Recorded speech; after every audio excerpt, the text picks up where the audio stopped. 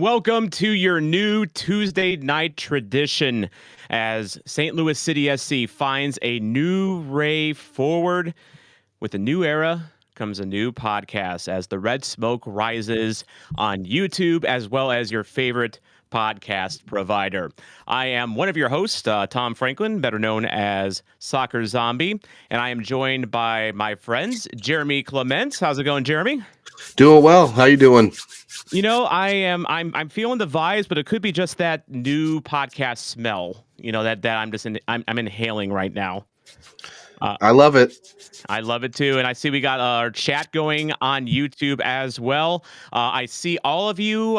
If you are watching on YouTube, drop your comments in the chat. We will have a segment towards the end of our show where we will kind of go through everything, but we'll also keep an eye on it as well and address as we go along here. A lot of comments already. And then our other permanent co-host on this show is Jake Henry. How's it going, Jake? Hello, I'm doing good. Glad to be here. Yep, glad you're here as well, and glad everyone is here as well. So, spoiler alert: Red Smoke Rising. We were not anticipating starting this podcast until about a month from now or so. We were looking at a launch date of December 2nd, and we still are, and I'll explain that, but. Again, the timing with the new sporting director just felt like a good time to launch this and kind of also gives us a chance to work out the kinks as well. So thankfully, none so far yet. But I want to take a little bit of time before we get into the Corey Ray chatter. And I have a feeling that a lot of folks on YouTube probably know who we are. But for those of you that don't, and those of you that are watching or listening in the future, because I have to remember I'm also doing this for podcast listeners as well. I am Tom Franklin, Soccer Zombie. I am a lifelong soccer fan that grew up in a soccer family. Well, my dad married into a soccer family. My dad couldn't care less about soccer, honestly. And I've been a Liverpool fan since the mid-2000s. I consider them my gateway drug into club soccer as we know it. But admittedly, I was not an MLS fan really until St. Louis City came along because, well, St. Louis didn't have a club until St. Louis City came along. And around the time that St. Louis City came along, I was wrapping up a 14-year news career where I was finishing up at KMOX as well as Fox 2. And I left that career.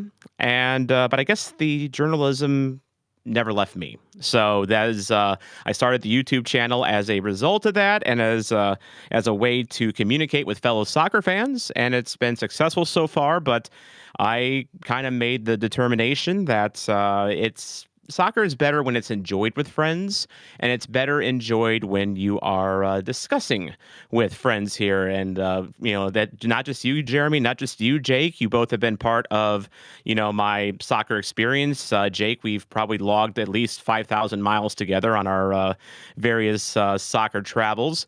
But also some folks in the chat. I see Aaron Ed in there. Aaron Ed is, by the way, this gives me a good chance to explain that we're not the only three voices that you are going to hear on this podcast. We'll be the ones that are here week in and week out. But for a lot of our episodes, we're going to have a fourth chair. And the fourth chair is going to be a rotation of could be someone like Aaron Ed, for instance. If you are interested in being part of our fourth chair, let us know. Don't be shy. But we do have a very good roster of people that will come in, every now and then to talk about not just City, but maybe things on the supporter group side as well. And it's going to be a lot of fun. And we do have a fourth guest in a way today. We'll get to him in just a little bit because we also kind of need to explain why we are doing this on STL Soccer News. Hint, hint, nudge, nudge. But before we get to that, Jeremy, tell me a little bit about yourself and why are you here? Well, much like yourself, Tom, I'm also a former journalist, worked in radio in Alton, Illinois for a few years right out of college. That's what I was hoping to do for a career. Life had some other plans, threw some curveballs, but lo and behold, as a guy that was obsessed with sports growing up, still pretty much obsessed today, and soccer is my favorite. So followed Manchester United is my team in the Prem. And when City was formed, I was all in from day one. Maybe part of it was the Rams leaving and just wanting something new and fresh and something near and dear to St. Louis. So I was all in on City. And as of today, I'm a season ticket holder. So I'm pretty excited about that. But Congrats. yep. So that's a big thing for me. But no, I'm also, some folks may in the chat know I was on Top Corner Talk with Mo Football and Oscar Rojas. And now here as part of Red Smoke Rising. And looking forward to the journey that we're going to be on together as three guys talking footy with guests throughout. By the way, Three Guys Talking Footy was a name consideration for this show, by the way, but Red Smoke Rising did beat itself out. So anyway, you've probably seen me on social media a lot. I can be a little insufferable at times. Jeremy's a lot less insufferable than I am, but you've seen his stuff on social media and his graphics as well, and you'll see them here as well. Jake Henry, tell us a little bit about yourself. Introduce yourself to the masses. Well, yeah. So I don't really have a soccer background. My dad played in D1. He was a defender for SIUE. Go Cougs. And it was he fell out of love for the game. And when they were building the stadium, I was able to connect with him more on that because I brought him back.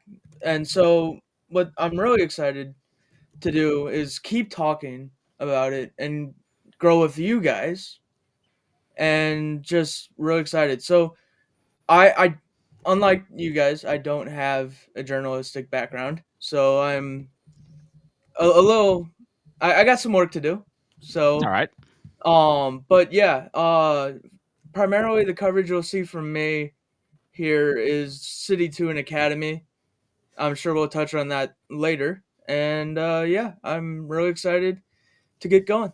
And I should state that there are few people in the St. Louis City fan community that follow City 2 and the Academy quite like Jake Henry is. So during the season, he's going to be giving us updates on City 2, some youngsters to watch out for. Also, City 2 updates because City 2 is, I think, growing in popularity as they continue to win. Well, except against Minnesota, but we don't talk about that. And we are not going to talk about that because it's old news and we only talk about current news on this channel. So, and speaking of news, that leads me to STL soccer news. So, as you know, on my Soccer Zombie channel, I was covering St. Louis City through analysis and watch-alongs, and whenever we had a new signing, I would have new videos to introduce new signings, talk about outgoings, that sort of thing.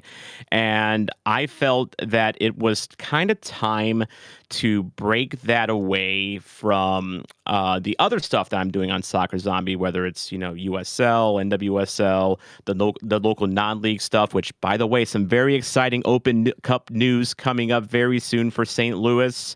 There is, by the time that this comes out on the podcast, it may be out already, but I'm going to spoil it for you right now, and I can't say anything more than that. St. Louis is hosting an Open Cup game later this month. Details to come. Watch our socials for that one. But regardless, I think for St. Louis City news, I think that, Chris Gebhardt, we're going to bring him on to the show right now. Chris is, building out STL Soccer News. Of course, Chris, you have been working tirelessly to promote local content creators and, just the St. Louis, content community, not just us, but also giving us kind of a Rolodex of other teams as well. And I know you're kind of expanding that a little bit with articles on your website as well. So I'm glad to work with you, Chris, on expanding your YouTube horizons as well. Yeah, thanks for having me on, fellas. I'm super excited to be on with you guys and see what you guys do with this and when we kind of came up with the concept of hosting it over on my platform and kind of growing that and expanding what St. Louis Soccer News can cover and how it covers soccer in the area, this is just the first step, and hopefully this leads to additional shows and additional people who are interested in covering soccer, whether it's at the MLS level or at lower levels and here in the area, and there's plenty to cover. I'm just trying to provide a platform for people who want to get involved in doing that and covering the game and talking about the game. And this was a perfect opportunity, I think, for you guys and for me to kind of grow this together. And I'm excited, like I said, to see what you guys do with the show. I know Tom, with your social media and your content creation background now, for the past few years, you have a lot of experience in doing stuff like this. Even though I know the podcast thing is, you've dabbled in that before with our friends at River City Ramble, so you're going to bring that level of experience. And Jeremy, with your reporting background and your news background and your focus on analytics, I think that's going to be, very helpful and bring something to the show that, is data driven, which is great. And then Jake, like I'm going to repeat what Tom said basically, but I don't know anybody who's more kind of in tune with what's going on with City 2 and the Academy. And that's really going to bring something, I think, to this show that is going to be really unique in the space. And like Tom said, I try to promote everybody and who wants to be active in content creation, whether it's YouTube or podcasts or writing or any of it. So, certainly with you guys, I'm going to do everything I can to help you. And I certainly am going to be your biggest fan and hope that you guys have fun, because ultimately that's the most important thing about this, is just to have a good time talking soccer with your friends. So. Well, exactly, and that again, soccer's supposed to be fun. That's the main thing. We hope we can have some fun on this show as well. And with the way our team's been playing the past couple of years, also maybe a chance for a little therapy as well, because sometimes you just got to talk out your feelings, especially with this club. But Chris, you're also going to be in that fourth chair rotation as well, so you'll be in and out as time goes on. And I just also want to say as well that one reason I'm partnering with you, Chris, is because I believe that there are more content creators out there that just need a platform, need some support. Jake, you're getting your content creation start with us. I know you had a couple of hits with Flyover Footy, back in the day, but like you haven't done anything like full time before.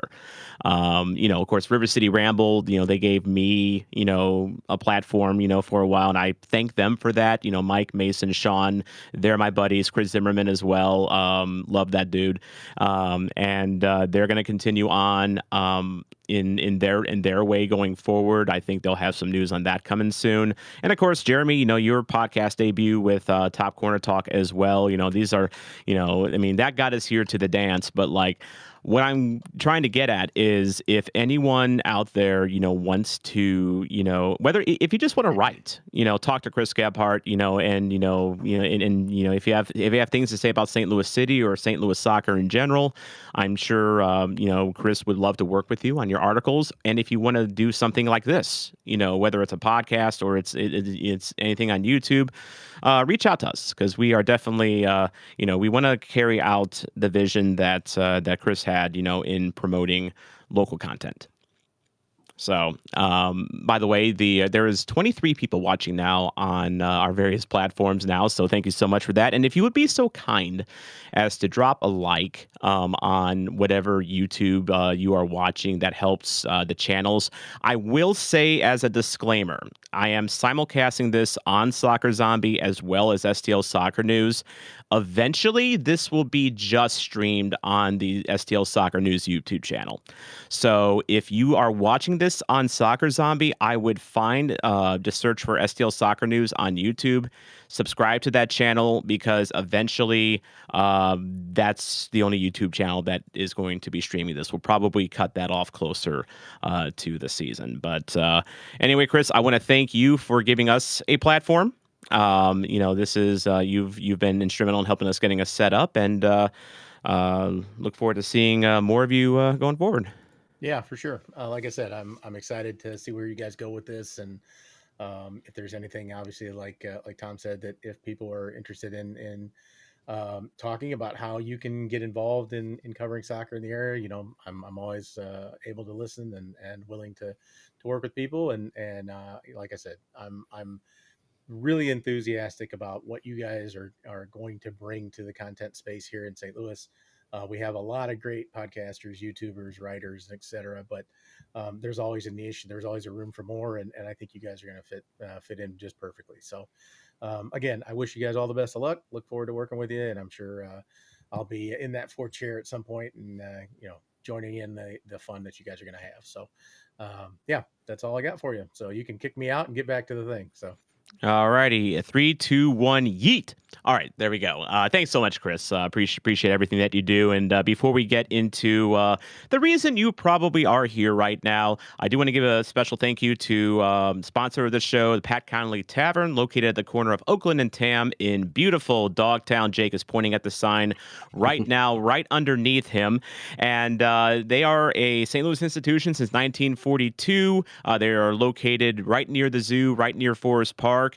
So there, if you're having a day out with the kiddos, want to grab a bite to eat, something cold to drink, Pat Connolly Tavern is there for you. Also, if you want to catch a game as well, I had a chance to do a live kind of in-person get-together for the Austin game. Jeremy, you were there for that, and quite a few of you were there. Chris Gebhardt was there. A lot of you in the chat were there as well. I see you, Ryan Fraley, you were there. Aaron Leak, you were in Austin, so you don't count. But Kayla, you were there. I see you. Jerry, you were there as well. Keep those comments going. We are definitely noticing them, and I see you, Jeremy, keeping up there in the chat as well. But thank you to Pat Connolly Tavern for supporting this channel, and feel free to support them as well, and tell them that Soccer Zombie sent you. And Tom, I actually had somebody DM me on X or Twitter, whatever you want to call it these days, asking if our first episode was going to be live at Pat Connolly. I'm not ruling out the possibility going forward of future episodes being broadcast from Pat Connolly. That is something that I have talked to with the owner there, and I think that is something that down the line we might be able to do at some point. But regardless. And we've kicked around the bush at this point too much. Now we got to get the right Wray going on this show and talking about Corey Wray. And yes, I see you, Aaron Leak. You were in Austin. You don't count. You just don't count. But that's okay. But you count here. That's the main thing. You count tonight. Corey Wray, he counts. He is our new sporting director, the second sporting director in club history. The club made the announcement on Monday, which came 3 days after it was revealed on ESPN.com and Jeff Carlisle that Corey Wray would be the I feel it's a long-awaited sporting director, guys. I was doing a countdown. It was only 2 months after Lutz. So, but I definitely, guys, before the Wray announcement, I definitely felt the anxiety in the fan base. Did you guys feel it too? Jake, you want to go in first, or you want me to jump in? Yeah, I'll go ahead. Yeah, I'm really happy to see him finally announce it. The 2 months, it felt like a long time. It is just, I'm glad it's over. I think what's interesting, Tom, is I was anxious because we made moves. But I think I got more anxious when I started seeing that our former sporting director, Lutz Pfannenstiel, was appointed as the sporting director for Aberdeen before we had filled his vacancy. That was what I think geared my anxiety up to 10 a little bit. But you got to get it right. So you got to do it the right way. Is that too much? No, it is the right way. It is. I mean, you have identified the right Wray, and I do want to say that at least we hired Corey Wray before Lutz left town. That's true. He leaves for his Aberdeen adventure later on this week, and I did catch up with Lutz last night at the St. Louis Blues game. I posted that on my socials, but he was very complimentary of his time in St. Louis. In fact, it kind of a somber moment. So we were, he gave me a ride to and from because I live on the way from where he lives, and we were driving back, and we drove by Energizer Park, and he said it was going to be the last time that he drove by Energizer Park before he left later this week, and bit of a bittersweet moment. And I could kind of, I could just tell that he really loved this city, and I think he really did care. but that is the phone the final eulogy on Lutz's time here in St. Louis. But getting to our new sporting director Corey Wray. Jeremy, I believe you got some graphics to discuss here, but we of course we're waiting for the press the press announcement tomorrow. It's going to be the press conference with Corey. I'm guessing Corey's going to be still in. I guess he is in town because he did take pictures, of him signing the contract. So I assume that he will be in person whenever he's doing this. But I know with his work visa situation, Matt Baker reporting that they are hoping to get that done. I think that's actually Tom Timmerman maybe reported that they hope to get that done by Thanksgiving. So I don't know. He might be able to do some work while he's in Canada, but he's here in St. Louis. I'm not a logistics expert, so I'm just going to move on. Yep. But as Diego said about Corey in the announcement, Corey's a progressive sporting director who brings a forward-thinking, holistic approach to building winning teams. His extensive knowledge of the MLS landscape, deep squad building and recruiting expertise, and proven track record in creating high-performing, sustainable organizations and cultures makes him an ideal fit for the club. He will make us stronger by building upon our existing foundation and working collaboratively with our sporting team to improve in every aspect of our operations. And Jeremy, this is kind of the tip of the iceberg when it comes to things that Diego has said about this hire, isn't it? It's raised a bunch of there's parts of it that have raised questions. I think there's one big theme for this, and it's the idea that he's data driven and he's going to bring forward a pathway of development. We'll get into that later when we talk about who Corey is and what he's done in his career to this point. But yeah, Tom, Jake, I think that this is a big theme moving forward, is that he's going to use data and bring a forward thinking approach to analyzing the needs of this club from not just the first team, but from, the bottom up, as they say. Jake, what did you take away from this statement from Diego? I think I took away a lot of what Jeremy was saying, and to kind of piggyback off that, it kind of goes with the evolution of the game. Like Yeah. you're seeing a lot of clubs go from just basic like formations and like all that, goals, assists, and now you're starting to see a push. Actually, been starting to see a push towards the expected goals, expected assists, PPDA, all that good stuff. So, I think it's more. I don't want to say getting with the times, but it's just taking that next step. Well, and I think sustainability and success, like you think about Corey Ray, and again, we'll get to this later, but Columbus is kind of one of the gold standard clubs because of how good they've been at developing talent and staying relevant for so many years. City's been in the league for 3 years. We've been really good for probably a little over half of a season, and then kind of bad and mid since, really. And we need to figure out what gets us to a point of stability. And the feeling I get from Diego, and I can't imagine he'd throw out anything else since they just hired the guy, is that Corey's going to bring stability to the club. Absolutely. And that's, I think that's what a lot of fans are wanting right now. Of course, we just lost our first ever sporting director, the guy that built this club, that, really, built the foundation of it. And so, yeah, we were kind of marching into the unknown here a little bit because, of course, we don't have a head coach either. And, we'll talk a little bit about that process going on.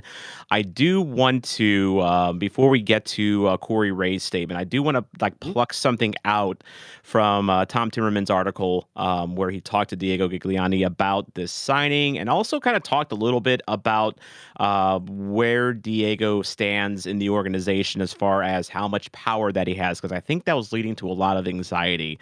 But before I get into that, though, I'm going to read this quote here from Diego, and tell me this is not a dig at Lutz.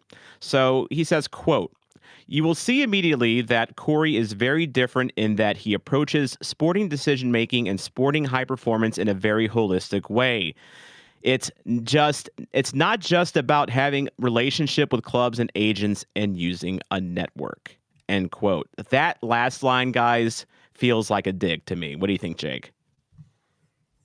Yeah, I really think it is, and it's just it's unnecessary, honestly. I mean, it's an unnecessary dig at somebody who's been a big ambassador for this club, for this city. Yeah. Jeremy, what did you think? No, I mean it is. I think there seems to be. I wonder if, and again, this is. I hate to be the guy that speculates, but it leads me to speculate that maybe there was some kind of a division in the way that maybe Diego thought decisions should be made versus what Lutz and his approach to getting deals done. I mean, I think through different ways and means, we found out over the time of Lutz Van and Steele that he liked to lean on his connections. He would use those to his advantage. I mean, probably played into a way of getting Berkey to come here in the first place, right? Yeah. It's these connections he's had from his time with Hoffenheim and Dusseldorf in Germany, and that inside that Bundesliga sphere. Again, Marcel Hartl, another big name that's come because of some of those connections. And maybe there's a difference in evaluation of talent or all of the player relations and forming less of a friendship versus using data and analytics to drive a professional relationship and decision making. So I 100% agree that it's certainly a dig in my mind. Yeah, it definitely is, and I also wonder though if this is Diego also signaling that or trying to signal to the fan base that like, hey, we're trying something different here, because I mean, Lutz himself when he started out, he was trying something different himself, with his very international roster starting out. It was kind of a ragtag roster because we're not like San Diego where we have that right to dream connection, where we have this pipeline, that right to dream has that funnels players from that academy and Andreas Dreyer and those guys. We have to kind of we're built different, as the youngins would say, right, Jake? But I will say Lutz tried himself and it just didn't work, and I think I mean he was unlucky as well with injuries. I mean I think as time goes on we'll look back at the Lutz era with I think kinder eyes than maybe as we did when he left. But I am very interested to see how Wray does take what Lutz built and shapes a roster in his image. And as we'll talk about in a little bit, Jeremy. His image. What is his image? He hasn't really had a chance to show his image at this point yet, but he did have some very kind things to say. Yep, let me pull that up for you. Sorry. Yep. But he in talking about signing with St. Louis, he is someone that I think comes here with a little something to prove. But Jeremy, it sounds like he's very, very honored, to be here. And, he talks a lot about his history in this quote. Yep, saying, quote, "I'm honored to join St. Louis City SC and be part of a city that's so ingrained with soccer history in this country. The vision and ambition here from the fans and the ownership group are clear, and that's to build a winning and competitive team rooted in development, innovation, and community. I can't wait to work with the incredible staff, players, and fans to continue building a club that represents the very best of this city, both on and off the field." That's the quote from Corey from the press release. And I think the big thing, again, I hear development and innovation. Those are the two buzzwords that I take out of that, guys. Diego said in that same article you cited from Tom Timmerman, talking about organizational structure and using data for decision making to create stable processes. I think all of that ties back into this statement. What do you guys think? I think the development part is what kind of intrigues me a little bit because I think St. Louis is a club that needs to learn how to develop from within because we're not going to be signing the Human Sons. We're not going to be signing the Lionel Messis or Thomas Mullers. And we're just not that club. But we do come from a city with a rich soccer history, with a lot of soccer talent. I mean, he drafted a St. Louis soccer talent in Patrick Schulte when he was over, with Columbus Crew too. And, Schulte was their goalie when they won the Next Pro finals over St. Louis City too, mind you. So it was a bit of a bittersweet moment there, definitely. But, Jake, I mean, this is a guy that he has a great history of building from within. And as someone that follows City 2 in the academy, we need that, don't we? Absolutely. just the thing about that it really intrigues me is about the development part is we have a team in City 2 of just a mid like level USL MLS debate or that's debatable, but um what really intrigues me is just how he'll build City 2 cuz you got a new coach or you're going to need a new coach for City 2. But from the development aspect, it'll be interesting to see where like how it who do they pick for that coach position too. I mean, it could be John Hackworth still, depending on what where he goes from here, because he was named as a candidate for the sporting director. We'll talk a little bit more about that, process here in a bit. But getting back to City Two, Jake, you know, City Two, yes, they were the best team in the regular season in MLS Next Pro, but they did have guys like Mateo Kidd, who's in his mid 20s.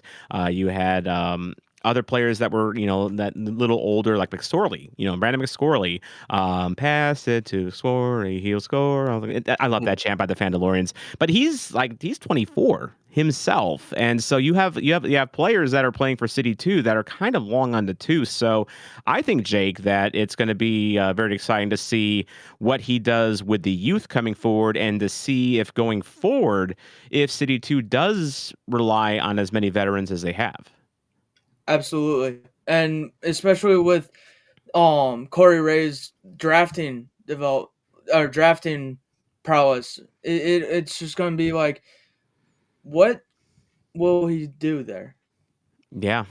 That's a good call. I mean, I'm really interested to see what he does going forward, but I'm also just kind of interested in seeing what he does, period. Not just from, the aspect of how does he develop talent, but also he's unproven. I mean, and it's weird to say about a guy that has been in the MLS circle since 2007. Because he is someone that he was with Toronto for a lot of years, worked his way up through that organization. He was the Crew 2 guy with Columbus, and he didn't, he may have felt that he got passed over when his mentor, stepped aside. And now he goes to Montreal, and he doesn't really get the chance that I think, he really. I mean, someone like him, maybe he felt he deserved. So, Jeremy, do you think that coming in with a chip on his shoulder, to prove himself like this is going to be a benefit to the club, or do you think that are you worried about that lack of experience? I'm worried about it. And later on in the show, we'll tie into what some of the teams and the fans that he's worked with and for have said about him, and how we should be looking at this hire. But I do have some concerns of he's never been the guy. Yes, I have concerns about his network outside of the United States. Yep. He's shown an ability that you guys have already spoke about in terms of drafting, developing internally. Great. But there's a market outside of that you also have to use to build your team effectively and complete a roster. And for a team that put out in their statement, literally titling it roster build experience, another, in my mind, subtle shot at Lutz, by the way. Mm-hmm. It's a big deal that we've got. I think he's gonna want something to prove after the way he left Montreal. And I'm a little bit nervous, but I'm willing to give him a shot. Scale of 1 to 10, Jake. Where are your nerves? Let's see, about 6. About a 6. Okay, so you're not great, not terrible. You're a little nervous. Why? Yeah, I mean, like you guys have said, he's never been the guy. So yeah, he's just never been the guy. But I'm also in the mindset where you got to start somewhere at this Yeah. level. I mean, it's like the old saying goes, when you get passed over for a job, how do I get experience if I don't have experience? This is kind of one of those jobs where, he might have to learn some lessons on the fly. But talking a little bit about the process to get him in town here. So, it has come out, some of the names that were in the running for the sporting director job, and some of them are surprising, some of them are not surprising. Other candidates included Brentford's technical director Lee Dykes, also LA Galaxy's GM Will Kuntz, current technical director for St. Louis City John Hackworth, and perennial candidate for a job in St. Louis City's hierarchy, John Hackworth. And also the other confirmed name that came out, and this came from Tom Bogert, was Bahia's Carlos Santoro. And if you don't know what's a Bahia or where's a Bahia, it's in Brazil. And more importantly, it is a club in Brazil that is owned by Citigroup. So before we get to the other candidates, we were talking about Wray's experience as the guy, and I kind of want to use that as a bit of a bridge. So I would have had a big problem if it was Carlos Santoro named as a sporting director, and here's why. Again, Diego Gigliani, what do we know about him? What we know that he loves corporate speak. We know that he's a diplomat. We know that, in person, he's generally a nice guy. But we also know that he used to work for Citigroup. That is probably one of the things that enticed Carolyn Kindle and the rest of the ownership group to hire him in the role that he is in. And to me, we were, talking about, Corey Wray and his fallout in Montreal, as we'll get to in a bit. He was let go for a Nepo hire. Literally. I mean, the Saputos hired, basically put their kids, in Corey Ray's spot. If Carlos Santoro was hired as, St. Louis City sporting director, that would tell me that Diego has a lot of power in this club, and maybe more power than a lot of us are comfortable with. And it would to me, it would be very hard. It would insulate Diego a little bit, because I think there's pressure on Diego, because you get rid of Olaf Melberg, and Olaf Melberg had his issues. Let's not. Take the loot situation, take the injuries, take everything aside. Olaf himself had issues. That it just was not. It was the definition of a relationship that just wasn't working, and you pulled the plug on that very early on. That was basically the Olaf Melberg situation. So you take Olaf, that's one fall guy. You take Lutz out of the way, that's another fall guy.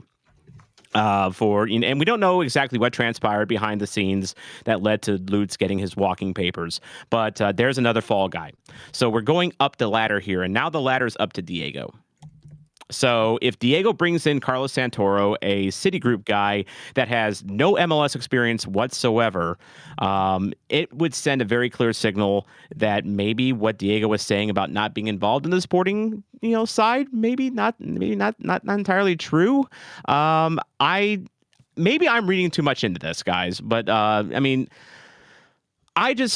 feel that Corey Wray, his lack of experience, the rap on him, and something, Jeremy, that you've heard, from, around the block as well, is that he didn't have a lot of power in Montreal. And so you're talking about someone that has not had a chance to be the guy. If you're Corey Wray, are you being brought in to be Diego's guy, quote unquote? And does Corey Wray get a chance to assert himself, as, someone that can be trusted fully to make sporting decisions? I think that's where some of my nerves come in a little bit with Wray. I don't think I'm as nervous as you guys, mainly just because I'm probably at this point, I'm just tired of, being woeful about this team. I want to feel happy about this team. But what do you make of the dynamic that Corey Wray and Diego Gigliani will have? And Jeremy, I'll start with you. Well, I'm hopeful that they will maintain a structure of I've got my lane and you've got your lane, and yes, we will cross between them from time to time, but it's not going to be to the point of questioning who made the decisions to the level that I think we've been in the past few weeks and probably months since we really had the end of the Fan and Shield era, as we call it. I think that especially when we saw the eyebrows raising about the roster decisions that were cleared up in the Post-Dispatch reporting that it was, Hackworth's decisions. I think we got a little clarity there, Mhm. and I'm hoping that we get now further clarity, and I think we have, which we'll get to. But I do think it's going to be. I want to say I'm going to say let's trust. That's a hard word for me. Just a week or two ago, I was on social media saying the opposite. I'm going to trust Diego right now. I'm going to give him the benefit of the doubt, see what we go, and see how this rolls, and hope that we get a more assertive Corey Wray than what I've heard about. So Jerry Hayes in our chat was known for her "trust in Lutz" mantra. So Jerry, you might want to get. I don't know if you're going to get right to work on the "Trust in Diego" buttons and stickers. I suspect you probably won't, but something to consider. Jake, what do you think about the power dynamic between Corey and Diego? I really hope it's not like the St. Louis Cardinals, the other team we've got down here, where it was like John Mozeliak and Michael Gersh. But I really I will give Diego the benefit of the doubt, but I'm still very hesitant. Yeah, I'm with you, and of course I'm Doug Armstrong. Eventually, we're going to have that with Armstrong and Steen with the Blues, so we got to worry about that too. But speaking of power dynamics, so John Hackworth, it kind of came out as this process came to an end. I think there was a lot of fans that were worried that Hackworth was going to be the guy because he was the one. It came out that he made the decision to extend the contracts, and that's for the training that's taking place, for this offseason. It's something a lot of more clubs are doing, as Matt pointed out on Flyover yesterday. But John Hackworth has been passed over again. He was the interim head coach last year, did not get the coaching job this year. That went to Olaf Melberg. He was a candidate for sporting director, does not get the sporting director job now. So what becomes of Hackworth, Jeremy? I mean, all indications are that he's going to reassume the role of technical director. I think if it was going to be otherwise, we would have gotten an announcement of his departure. And maybe that's a role he's happy in. Maybe that's where he's a best fit for the club. It could be. Although I do wonder, Jake, maybe he's got the coaching itch again after coaching a very good City 2 team. What do you think? I don't see it. Especially when you look at the roster composition, it changes every year. I feel like he'd be better coaching the coach that will take over the City 2, that will maybe take over the City 2 team next year. Whoever it is, and that still could be Critch, depending on which direction they go. I don't have a strong feeling one way or another where we're going to go on the head coaching job. I've heard Laurent Courtois mentioned. He's no longer with Montreal, and if you're talking about strengthening your position within a club by surrounding yourself with people who you can trust. I mean, Diego apparently was trying to do that with Carlos Santoro. Wouldn't it be kind of a power move by Corey Wray if he brings in Laurent Courtois, a guy that he worked with not just in Montreal but with Crew 2? I mean, Jake, this is a guy that did some good work with Crew 2. Absolutely, he beat us in the championship. So Thanks for the reminder. A very good City 2 team that year too. Yeah, very good. Well, yeah, I mean, you had Berkey, you had Klaus, you had Leuven playing. You also had this guy named Selmer Pedro. Whatever happened to him? Sorry, Jake. I'll just say he scored this weekend. So. You know what? Banger of a goal too. Banger. Look up the Velez Mostar Twitter account and look at the video of Selmer Pedro's goal and just ask yourself, why couldn't we have that here in St. Louis? Because it was a wonder goal. But yeah. So I mean, getting back to Hackworth, Jeremy, where do you see his future? Because I believe he's got one more year on his contract. So what becomes of him? He's been passed over twice now. I mean, that's the $1 million question. I think he's going to see out his contract in St. Louis. I don't think he leaves. But then I think it's decision time. Yeah, he's said on the record multiple times he loves St. Louis. He loves the club.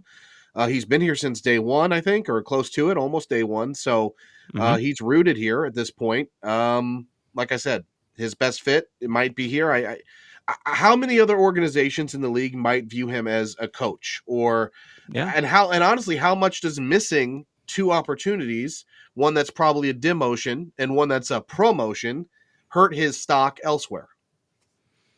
I mean, I think, Jake, you kind of brought up the question of like, what does Hack want to do? At this point of his career, like maybe, he's, in his mid 50s, so it's like, at this point, is he content just, being kind of, the quiet, voice in the front office, that, exercises contract extensions and, helps with the coaching side of things, kind of like almost as like a consultant type of a role? I mean, you would have to ask Cack on that.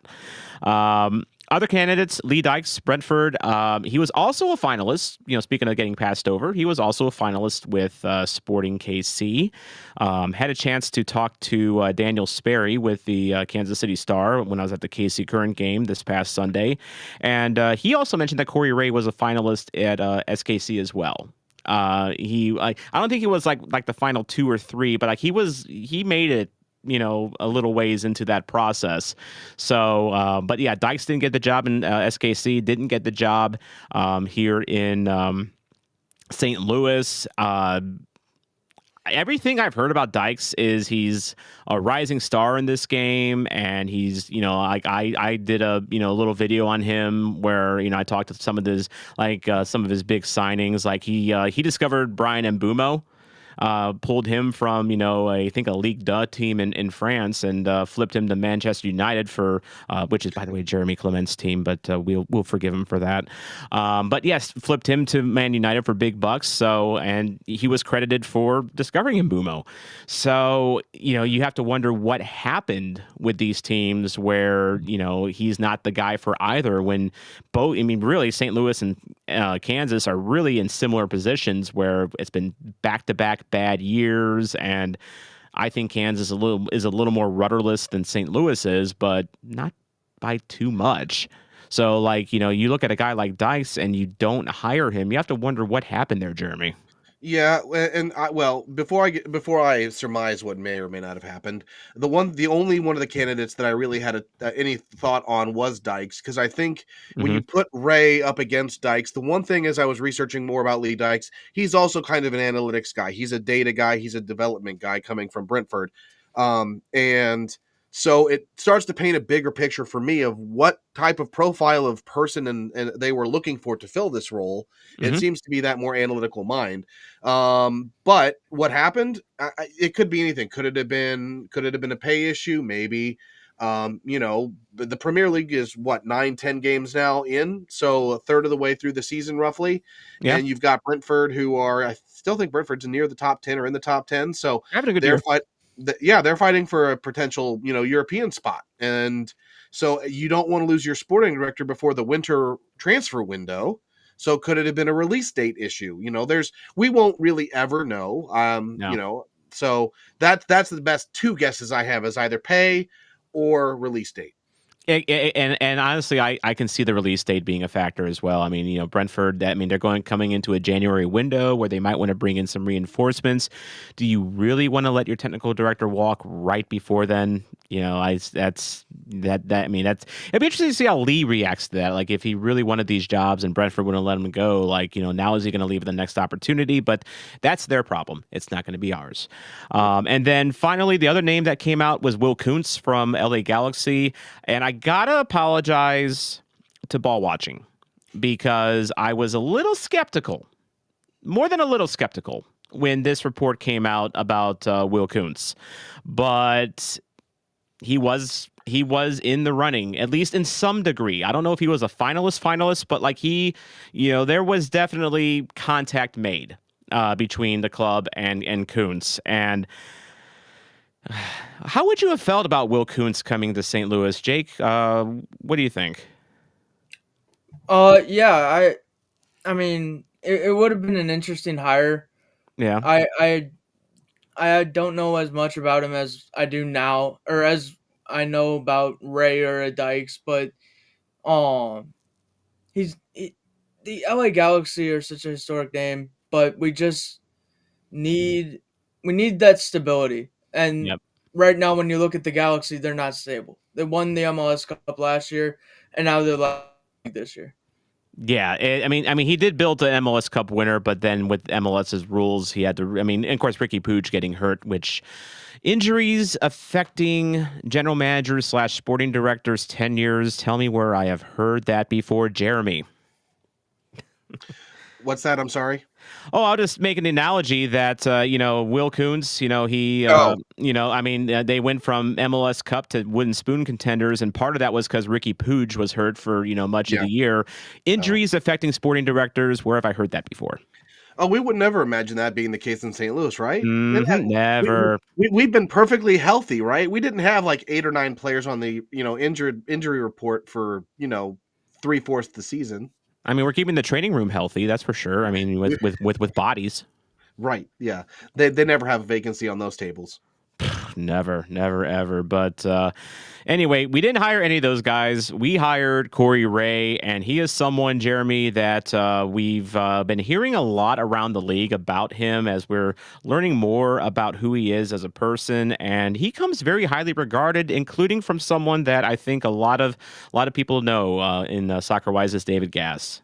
Yep. Reached out to him on Blue Sky just to get his initial thoughts the day after the day of the leak on Friday, and he said, "quote I'm hyped.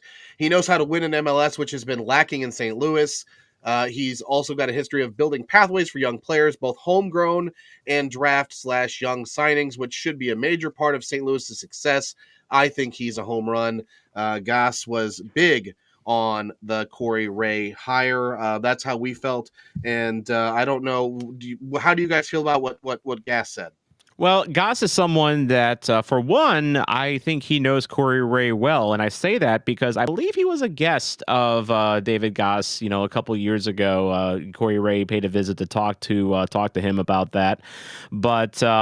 Yeah, I mean, he is someone that, again, we can only see what we see as fans. And, we're basically all of us, again, this is Red Smoke Rising. We are 3 guys that are trying to sound like we know everything there is to know about Corey Ray. And quite frankly, we just don't. And that's okay. As Jerry Hayes, I saw you in the chat. We don't have to know everything, Jerry Hayes. I'm with you on that. But David Goss is someone that's very connected and plugged in.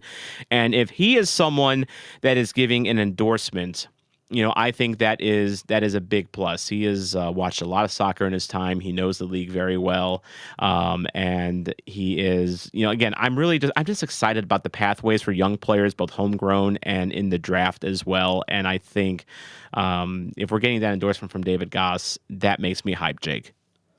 And absolutely, I think if you're a guy like Miguel Perez who just got that option picked up and after having a great City 2 year, I think you're looking at this hire and you're like, can't wait. Let's get back on the field right now. And I wonder, Jake, if he can help get Caden Glover back on track, because he's hit a couple stumbling blocks in his development, and I'm literally like right behind me. I have about 10 rookie cards of Caden Glover, and I'm counting on those to pay off at some point. So I'm also hopeful, Jake, that Ray can bring something out of Glover we haven't seen yet. Absolutely. Yeah, so but David Goss, far from the only one that had a lot of good things to say about Corey Ray. Jake, you've been kind of making the rounds a little bit. Also, thanks to Chris as well. He's been also making the rounds as he is want to do, getting a reaction from around the league and diving into Reddits as well to kind of get the fan reaction from around the league. I'm seeing a lot of people from the crew that are really hyped on him. But as Jeremy works on getting that graphic pulled up here, I want to just say, if you're in the chat, there's 51 people watching this right now throughout our 3 channels. That is amazing, guys. Make sure to drop a follow if you are not subscribing or following. If Red Smoke Rising is on, you can find us on X, you can find us on Insta, you can find us on Blue Sky.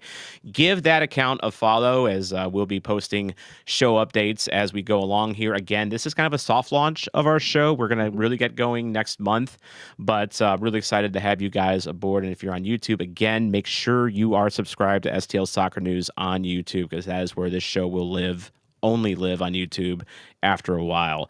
But let's go ahead and get to those Ray reviews. Jeremy, what do you got? Yep. So again, another plug for STL Soccer News, because that's actually the tool that I use to get in touch with these guys through Did Chris's you just call site. this a tool? How, man, we're off to a great start. So we're going to be released from STL Soccer News. If anyone wants to host our brand new show, just let us know. Message us on our social media, Instagram, X, and Blue Sky. Oh Lord, no! But I used that website to get in touch with a couple of podcasts. The Ball is Round out of Montreal and For the Crew out of Columbus. And so this is what they had to say. Andy from The Ball is Round saying he seemed to have been considered Montreal's connection to agents, but never really was part of the decision making. He even led an influence on Laurent Courtois being fired, even as the team was losing more. So he's seen as a background figure in Montreal, again because of the way the Saputo brothers run that club up north of the border. But the For the Crew guys, they were extremely optimistic and loved what they saw from Corey Wray, saying as much as they would have rather the Crew moved him up instead of moving on to current general manager Issa Tall. It seemed like saying Wray felt slighted by being overlooked, and that's why he left from Montreal. They said that Wray has a good grasp of his role and a good head on his shoulders.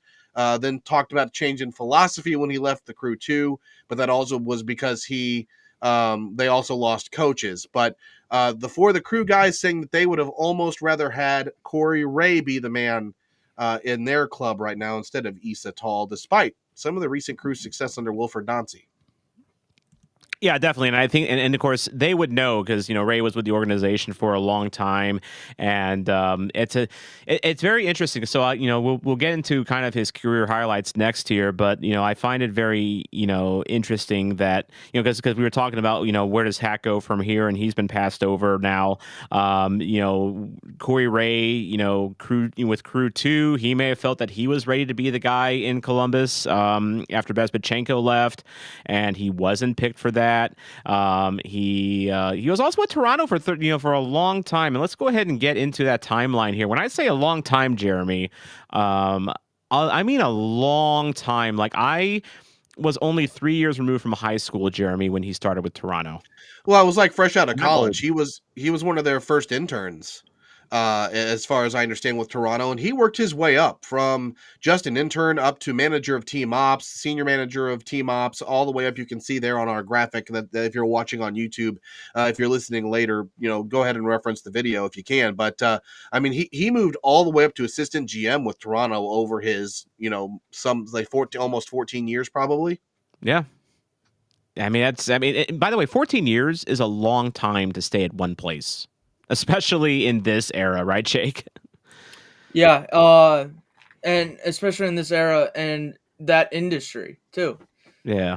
Well, I picked on you, Jake, because you're the youngin' amongst us, and we. Yeah, I was 2 when he got hired. So Well, I mean, and how rare is that, though, to think about the longevity within an organization, especially if you're thinking he's moving throughout the ranks, if they had leadership changes, because that's very early on. I mean, I think Toronto, again, they didn't start playing until like 2007, I think, was their first season, or Yeah. 2008, somewhere around there. So, I mean, he's literally day one through the doors and then stays through any leadership changes, any major things. And then, is there while they've discovered Jacob Schaffelberg, who I think we all are probably more familiar with from his Nashville days. Yes. And then Jaden Nelson as well. But, I mean, he comes through the ranks and forms that relationship with Bezbatchenko, and that kind of skyrockets him from there. It really does, and he helped build a very good academy, in Toronto as well. I mean, it's a pretty highly regarded academy, at least, of course, Toronto you think of Toronto, you think of like the Insigne signings and the big splashy signings that they unfortunately made, but it kind of buries the fact that they've developed some good youngsters over the years for sure. But then in 2020, right before COVID. So he spends his entire time in Toronto in a pre-COVID world, which was, it was a better world back then. But March 2020, he joins the Columbus Crew as an assistant GM. So he was assistant GM at Toronto FC. He was named assistant GM in 2017. 3 years later, jumps to Columbus Crew 2. And this is, I think, Jeremy, where he starts getting on the map a little bit.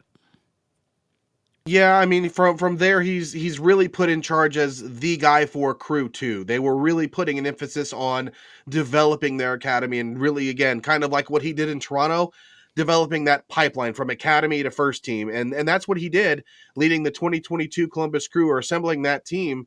And as Jake mentioned earlier, they beat St. Louis City to what was in City 2 in the MLS Next Pro Cup final that year in 2022. And as a result of his work, he was named the Executive of the Year in Next Pro. And it wasn't a one-year wonder either, because he was a finalist the next year in 2023 as well. I mean, Tom, I think right off the top, you mentioned St. Louis and Patrick Schulte, who he drafted. But I mean, Never other guys, right? Other guys, of course we have no idea who he is. But I mean, other guys that have been kind of tied to Corey Ray's tenure in Columbus are Mo Farsi, Jason Russell Rowe, but then Max Arfston, who we were talking before we went on the air, guys. He's seen recent caps for the U.S. men's national team. So it speaks to some of Ray's ability to identify those guys and put them in a system that can ultimately develop them into some pretty quality talent.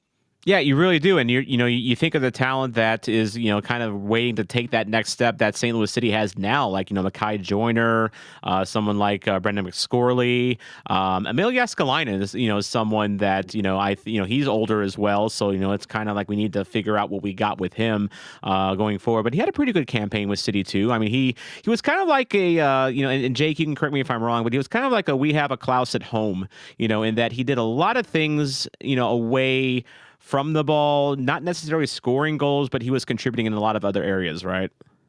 Yeah, and he basically runs like Klaus too. Really, they're both like baby giraffes out there. It's adorable. Yeah. Yeah, but so I'm really excited. I mean, you mentioned some of those names, like Arnston's exciting. Russell Rowe is someone that I think is definitely well known, and as Aaron pointed out in the chat, Corey Ray is Canadian, so hopefully he knows how to work a visa so that in the future when Falou Fall or someone we just signed needs to get to Vancouver for a game, he can maybe figure out a way to get him there. And real quick, Tom, I do want to throw out one thing. For those, again, watching on YouTube and looking at this graphic, you might say, oh, we're missing the supporter shields, the other trophies that were kind of tied to Corey Ray. Mm-hmm. Since he wasn't directly influenced necessarily with the first team in some of these roles, I didn't include them. So he does have ties to some silverware. The club release mentioned those, but that's why they were omitted here. Right, because there's still a lot that we don't exactly know about how much influence he had with Crew, and this is all like front office dynamic stuff that us plebs don't ever get to see in person. We could just kind of speculate on, but he did all this great work at Crew too, and then he goes to Montreal, Jeremy, and that's when things get kind of wild. They get murky at best, and again, it's part of the Saputo brothers circus. As I'll put it, because, for as dysfunctional as the situation is in St. Louis, or that we perceive it to be, multiple sources around the league talk about some of the things going on behind the scenes, where you have a family who also owns a club in Italy, in Bologna, and they put a lot of their focus and their energy on that club, and Montreal rather is kind of an afterthought. Which, by the way, Colorado fans can relate to that, as they are owned by a man that puts way too much focus in Arsenal than their clubs. So, it's some guy named Kroenke. You may have heard of him once or twice. Oh, my ears are burning. You had to mention the devil. That's right. That's right. My heart's been burning for 10 years with him, so it's fine. But yeah, so we get him hired, him being Corey Ray, hired in Montreal, at first as a consultant for the sporting department. Again, not really clear how much of what his responsibilities were in that time. Eventually, he's named the director of soccer, but then in November, he's let go and replaced by family of the Saputos. So it's murky at best. We don't know exactly what he did. I did include some of the players that were that he could have been involved in bringing. We again don't know specifics on exactly what role he played, but during his time there, they acquired the best player they got was Prince Owosu in a GAM trade with Toronto. They also brought in Jackalele Marshall Ruddy. They also brought in Jalen Neal from the Galaxy, and then Giacomo Veroni from the New England Revolution. So there were some big acquisitions with GAM and trades. But again, the problem here is we just don't know how much of that was Corey Wray versus, the Saputos or whoever else is involved. I think if you really read between the tea leaves with everything that has been said about his time there and what, folks that would be in the know would say, I think the answer to your question there is not much. And it felt like as time went on, it just got kind of less and less and less. And working for the Saputos has to be like working for Jerry Jones, and with the Dallas Cowboys, you are just, getting their coffee at this point. Jake, I don't think if you were offered the sporting director a job at CF Montreal, would you even take it? Well, I mean, yeah, but okay, that's fair. That's fair. Yeah. Okay, we were just testing. Yeah, that's fair. I mean, you can get the bag for a while before you get Nepo fired. So exactly, yeah. Get that experience I need. Well, exactly. Again, how can you get experience if you don't have experience? Exactly. Yeah, that's the chicken and the egg argument when it comes to the employment line. So, and speaking of the chicken and the egg, so we have our sporting director now, and now the focus now shifts to who's going to coach this team. Who's going to coach this team? Now that we got a sporting director, that is the next step. Now, it tells me with the work visa situation with Corey Wray not being resolved until closer to Thanksgiving, I wouldn't expect a new head coach before Thanksgiving. Maybe this time next month if I just had to guess, but that is a total guess. We've not heard of any names that are really been speculated. Of course, the number one name that is attached to this is the name that's been attached to the job for, I think, 160 days now after Olaf got sacked, David Critchley.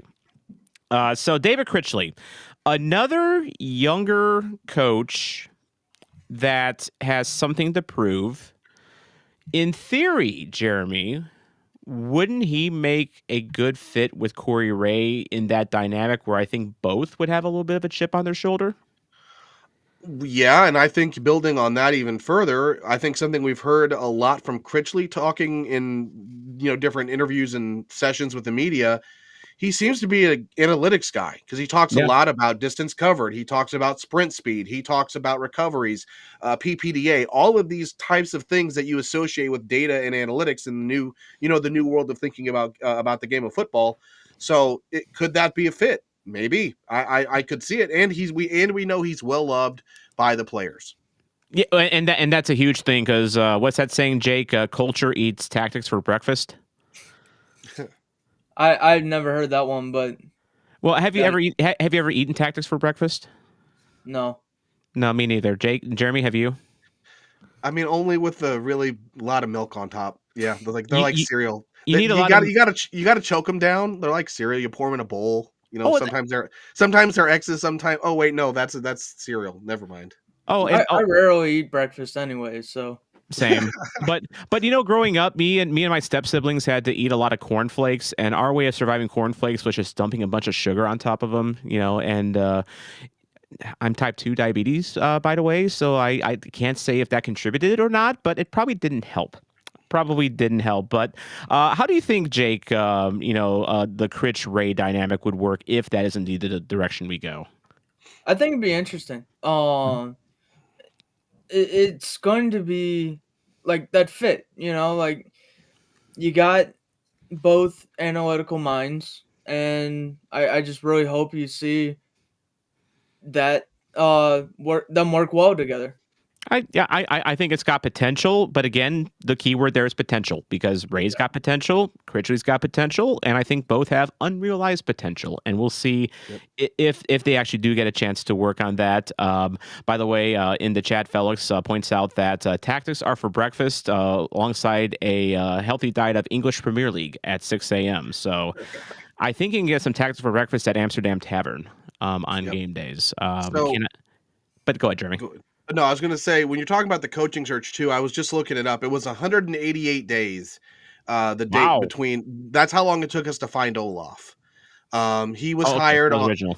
he was hired on 11/26, or that's the date of the announcement of last year. So do we think, I guess the question is, are we going to we can't conceivably wait 188 days, because I think that would put us near or after the start of the season. I don't know. I have a calendar in front of me, unfortunately. Well, no, So I don't, I mean, the meter on Olaf to now is at about 160 days. I forget where my okay. countdown lost track was. So, like, we're probably looking at about 188 days if we're looking, a little after Thanksgiving.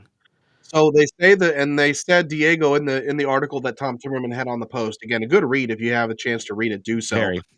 He called it, said that the timeline, I want to get this right. I think he said, I would say it accelerates significantly now, end quote. Saying that they had more than 20 candidates, more than a handful went to the final stage of deep interview. So it sounds like, Corey Ray is going to be heavily involved in this process, and that it's going to really hit full gear. So I don't know if we'll have a coach by Thanksgiving. But the good news is, based on the timeline of Corey Ray's visa, he'd have his visa and be able to work by the time free agency starts. Yes, and I think that's key, Jake. Especially because it would be really help free agency if we had our coach lined up. So that way, players know what tactically that they are going to be playing under. And Jake, we were talking a little bit about Courtois. Over the past few days, and I bring up Courtois. I don't know if Laurent Courtois has been actually mentioned as a rumor. I keep bringing him up, and why do I keep bringing him up, you ask? Well, I was at a St. Louis Blues game recently, and Jake, you were at the St. Louis Blues game with me. We had a chance to bump into Diego Gigliani in the hallway, and you got a selfie with him. That's right. I got mine with Lutz yesterday, so we're even. Yep, But so one thing I remember about Lutz, Lutz loved hockey, and so he was always in the Carolyn Kindle season tickets that were on the glass behind one of the goals. I think it's 124, and so it became kind of a habit to, when I'm at Blues games, to check down there and see what city guys are down there, because players have sat back there. Klaus was back there before, Betcher's been back there before, so it's just star watching. And so we were at the game, and Diego was there with two guys. One of them, Jake. And Crystal reminded me, I couldn't quite get it on my phone because it was so far away, and my S23 Ultra doesn't work that well. But that guy, Jake, kind of looked like Laurent Courtois. And I think our buddy Stu Holgren from Flyover Footy did some detective work. And what would you, first of all, do you think it was Laurent Courtois with him? And second of all, do you think Laurent Courtois will be a good fit for City? Yeah, I think it'd be kind of similar to Critchley. They both came up through Next Pro in that kind of development area, and I just feel like they got similar backgrounds. And I don't know if it was Laurent Courtois. I want to believe it was. Yeah.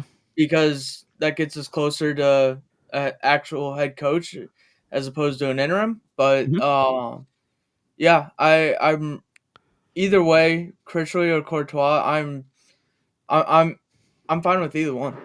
Yeah, I think I'm in that same boat as well. Although, very interestingly enough, Courtois throughout his career has played with a 3 in the back.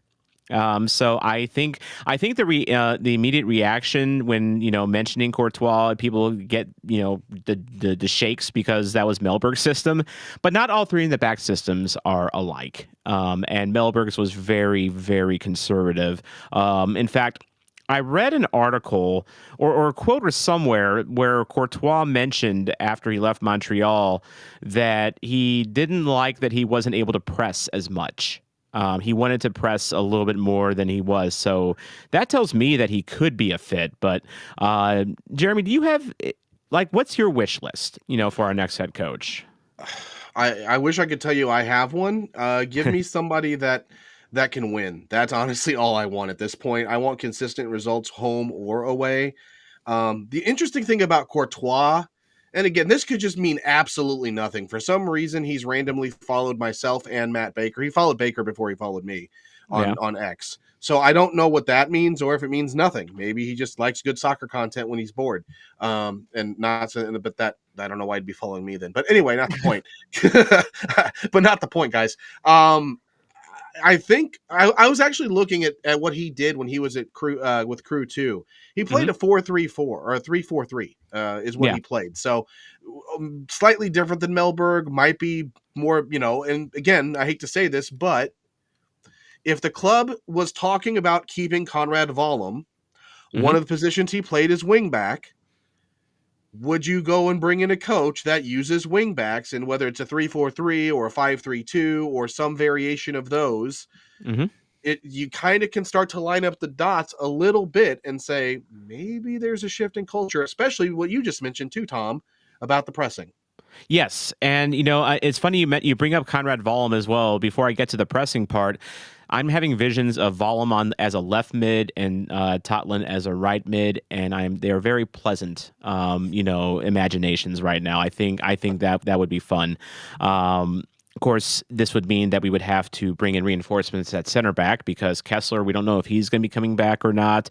I suspect that he might be trying to dip his toes in Europe, and seeing what's out there. I know he loves St. Louis. Everyone that is, you don't need anyone to tell you that he loves St. Louis. Just look at his Instagram. I mean, the guy legit loves it here. Whether he comes back, we'll see about that. We have other center backs that are whose contracts are up. One who I will not mention because I don't think he should be back. Nice guy, great heart, great leader. Not an MLS center back. I'm sorry. I love you, Josh Yarrow. I did mention your name, but it's time to move on. It's time to move on from Josh Yarrow. But yeah, we'll see what happens with the head coaching search. Obviously, we got some time to go on that, and I think by the time we come back for Red Smoke Rising, we might have a coach by then, so we'll be able to dive into him a little bit further on here. One more thing before we kind of get into our final opinions and kind of wrap up the show a little bit. Jake, you had compiled some notes, about City 2 and the Academy and how Corey Wray might fit with that. So what do you got for us? Yeah, I mean, we had already kind of touched on them throughout the show, but I do wonder, pending options, or the end of roster decisions, what this means for a player like Lucas Dimitra, who's in that younger, he's 22, and he's got potential. I mean, he came over from Trenton, I believe he has a couple youth caps with Slovakia, but I wonder what that means for a player like him. He's an interesting one. Of course, he's got the connection with his father as well, and I think he's. Correct me if I'm wrong, Jake, but we didn't see much of him on City 2 this year because he was hurt, right? Yeah, preseason injury. Yeah, so he kind of got Venseled. Another center back, by the way, that we will not be seeing again, unfortunately. I heard with Wenzel, it was like a really nagging injury that he just could not get right. So when we were playing Olaf ball and we were looking for any man that could play center back and he wasn't playing, that was why. I do feel like Dimitra might be in the same boat because he did miss a bunch of time last year as well towards the end of the season, and he actually missed time this season too. Or later stages of this season. Yeah. So we'll see what happens with him. And by the way, I cannot verify that Dimitra in Czech means Pedro.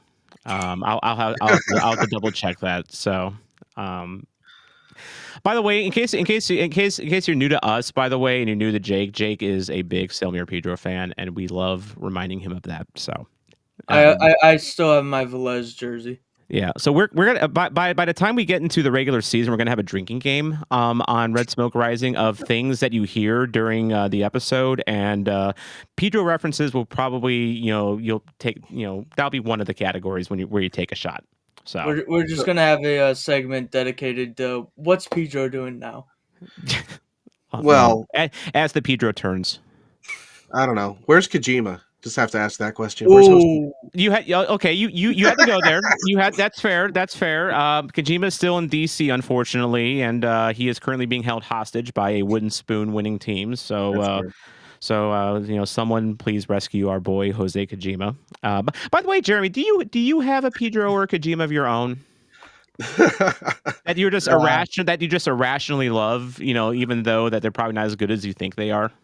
I actually got to think about that for a minute. I probably do, but I got to think who that might be.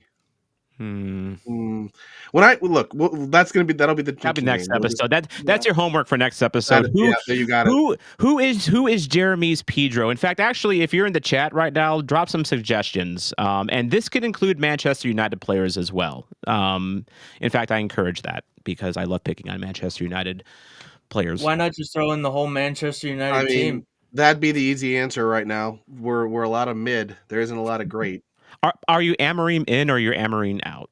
Right now I'm Amorim in, but I mean, it's only been 10 games and they just dropped points to who did we just play? Was it Brent? No, it wasn't Brentford. Played us. Played Forest. Forest, that's right. We dropped points to Dyche's Forest in his first. Was that his first game or second game? Anyway, it doesn't matter. I think it was third. All right. Well, either way, we're tangenting. But no, I'll get all my homework. So, but did any of your teams beat Real Madrid today? No. My team okay. Play Real Madrid. Mine beat PSG. Really? What's your Bayern? Your other team. My other team. Yeah. What's European footy like? I don't know what European competitions are. Well, I mean, Lutz brought Europe to us, so I still have nightmares of Grimsby Town, for Christ's sake. Grimsby Town. Oh man. That is a quintessential lower league English club. Grimsby Town. Between them and Luton, who play in like a backyard, which is crazy too. Anyway, sorry. I think the Gene Slay Boys and Girls Club in Soulard would be willing to host that. They have a soccer field that's very uneven. But no, but Jake, what will the rest of the academy impact be? You think? I know. Do you think? I mean, Tom, you mentioned Glover earlier. Do you think we get Caden back on track? Do you think we see? So what we've seen McSorley and we've seen Joyner. I mean, is there a world where he finds another gear in a Seth Antwi, or do we think it's just time to draft and rebuild as a younger side in Next Pro?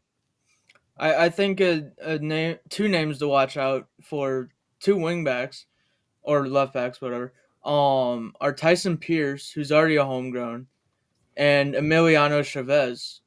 Yes. Who started seeing a little bit more significant time towards the end of the season, but he's highly touted in the academy. So I can't wait to see. Was he a U15? Chavez is 17, I believe. 17. Yeah, I think he's a U18 16 or 17. Oh.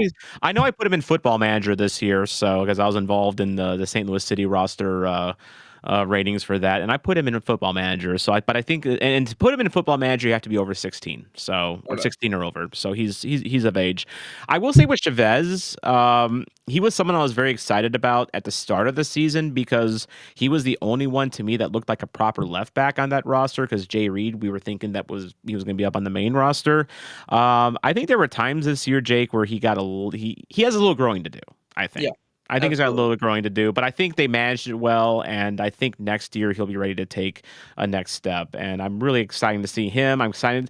Cornelius is another one I'm really excited to see. And I think if Mackay is going to be full-time roster next year, and if McSorley is going to be full-time roster next year, unleash Cornelius. Yep, absolutely. Well, and we had a U15 who got a call up to the national team this year too. I forget what his name is off the top of my head. Wasn't he like Player of the Year among the Eddie Niles? Eddie Niles. Yep. Yep, another one to watch out for. We'll get you schooled on these guys. We'll get some context behind these names going forward. But real quick, just final thoughts on Corey Wray. We talked a little bit about nerves. We talked about his history. We talked about what he's done, what he hasn't done.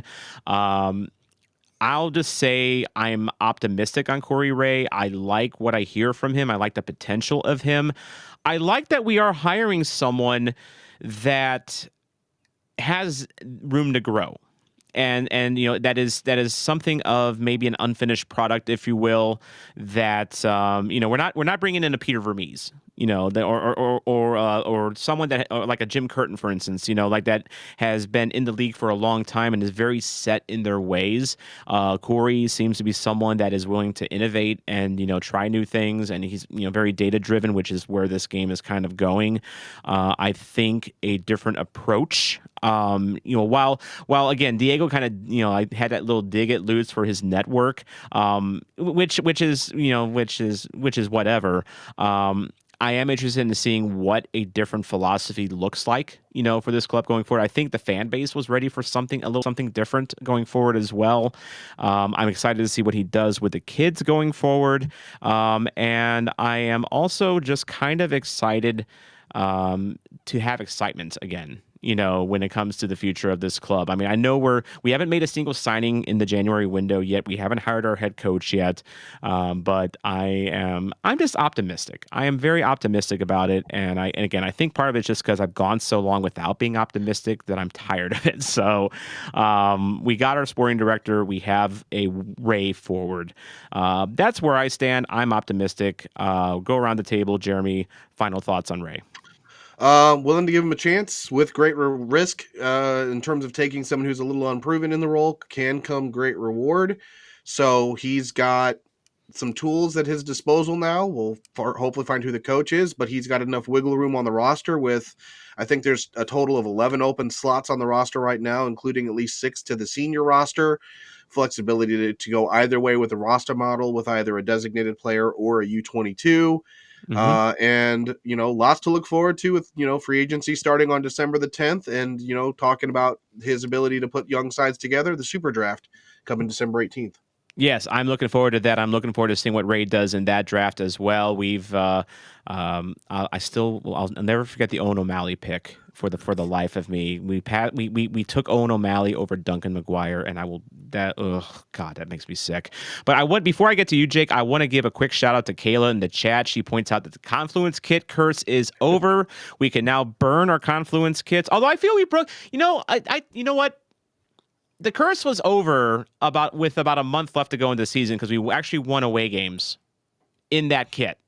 So maybe some justice for the Confluence kit. But I also got to give you some dap, Kayla, as well, because you mentioned Johnny Klein was your Kojima and Pedro in the chat. And anyone that knew me in 2023 knew that I was a simp for Johnny Klein because he was my slew guy. I always thought that, he may be small, but he needed a chance. Turns out he was a little too small for MLS, but I love me some Johnny Klein, and I wish him nothing but the best going forward. But Jake, your final thoughts on Corey Wray? Optimistic, worried? What do you think? Cautiously optimistic. I'll keep it at that. But just cautiously optimistic.